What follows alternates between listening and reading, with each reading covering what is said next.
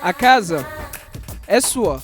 O programa no YouTube da plataforma dos movimentos sociais pela reforma do sistema político. Toda semana, a gente traz para você de forma simples e objetiva o que acontece no Congresso Nacional, sobre assuntos ligados à democracia que queremos e à proposta de um sistema político que faça ela acontecer de verdade. Salve, salve galera, mais uma Casa é Sua começando e essa semana a gente vai falar sobre a representação feminina dentro do parlamento, que é a presença das mulheres dentro desse espaço aqui é fundamental para que seja fomentada políticas públicas, aumente o debate, enfim, que as mulheres do nosso país, que são a maioria, se sintam representadas nessa casa e isso é fundamental e é importantíssimo.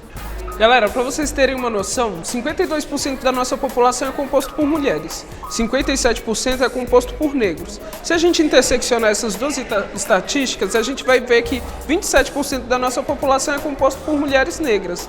Ou seja, a gente tem um quarto da população, mas aqui dentro da Câmara ou do Senado ou em qualquer outra esfera de poder, a gente não tem essa representação dessas mulheres negras. A gente tem ainda uma subrepresentação dessas mulheres, muitas delas ainda não chegaram nesse espaço de poder e aquelas que chegaram assim ainda tem algumas questões envolvidas com a política antiga. Para vocês terem uma ideia, as mulheres só alcançam 14% da representação nos poderes, seja executivo, legislativo ou judiciário.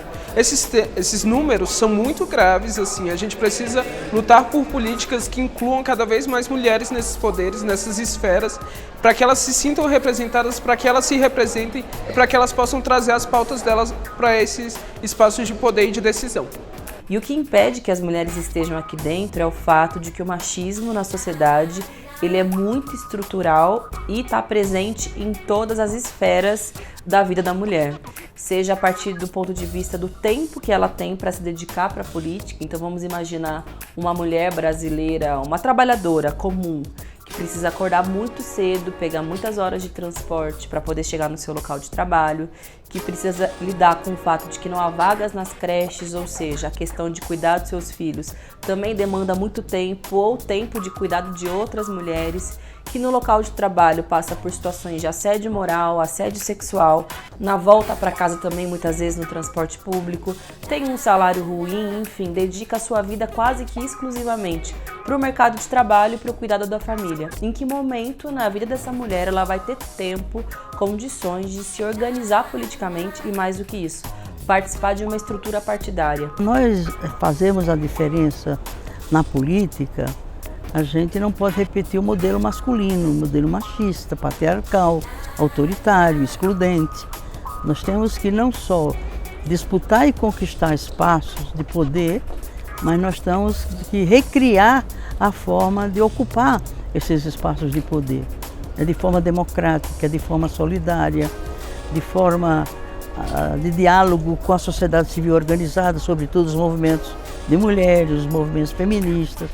E fazemos de fato a diferença. No STF, o movimento de mulheres teve uma vitória que foi considerado legal e constitucional a reserva de 30% do financiamento para as campanhas de mulheres, assim como também é reservado 30% das candidaturas às mulheres. Fizeram uma reforma política e nessa reforma política procuraram garantir o mínimo de participação nessas mulheres, já que a gente pedia paridade, pedia 30% de participação, e nós tivemos no Supremo uma grande vitória, que foi a de garantir de que os recursos fossem para as mulheres. Isto provocou uma certa confusão, uma frisson nos homens. Começaram a dizer que nós mulheres necessariamente não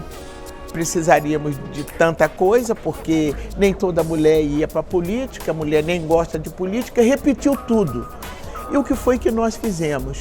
Nós colocamos na pauta da reforma essa exigência e o que aconteceu? Que alguns partidos políticos não cumpriram essa regra. Botaram o que a gente chama de candidatas laranja para poder suprir.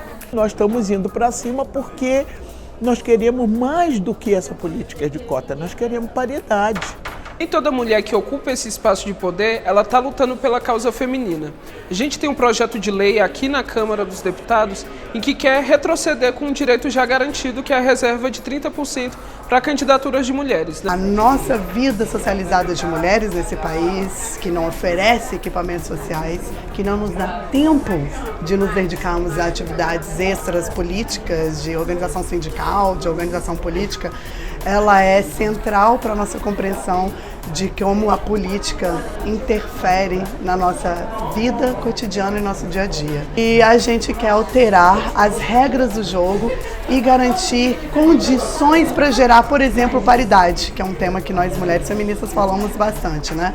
A gente está nesse momento sofrendo as reais possibilidades de perder as cotas e perder participação política, sendo que a gente está numa das piores colocações no mundo com relação a isso. A nossa proposta é que 50% das vagas do Legislativo, englobando federal, estadual, municipal e distrital, sejam destinadas a representantes femininos. E desses 50%, 25% sejam destinadas às mulheres negras.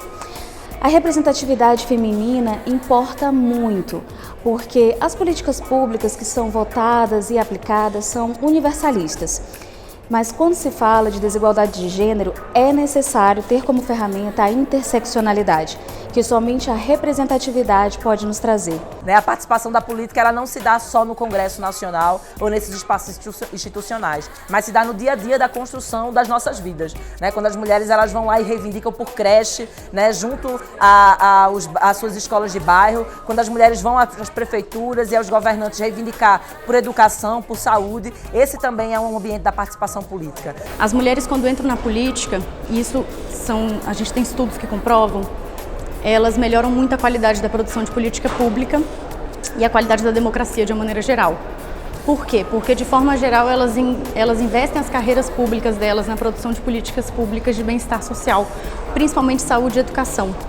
E qualquer sociedade que tem mais acesso à saúde e educação é uma sociedade que consegue tomar decisões políticas melhores, consegue fazer melhor o controle social das instituições e isso tem como consequência uma redução dos índices de corrupção do país.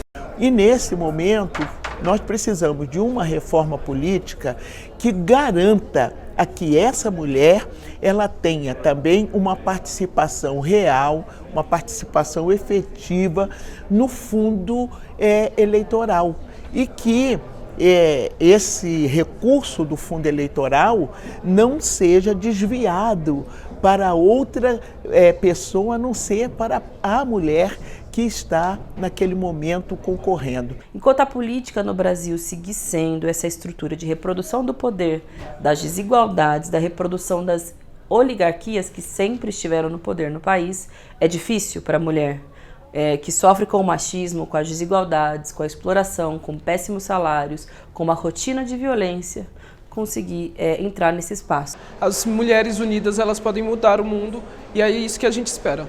Também espero que você curta, compartilhe, comente o nosso programa, ative aí as notificações para ficar sabendo de tudo que acontece aqui na Câmara e no Senado Federal toda semana, porque a gente vai trazer isso sempre para vocês já sabem. Beijão, é nóis e até o próximo programa.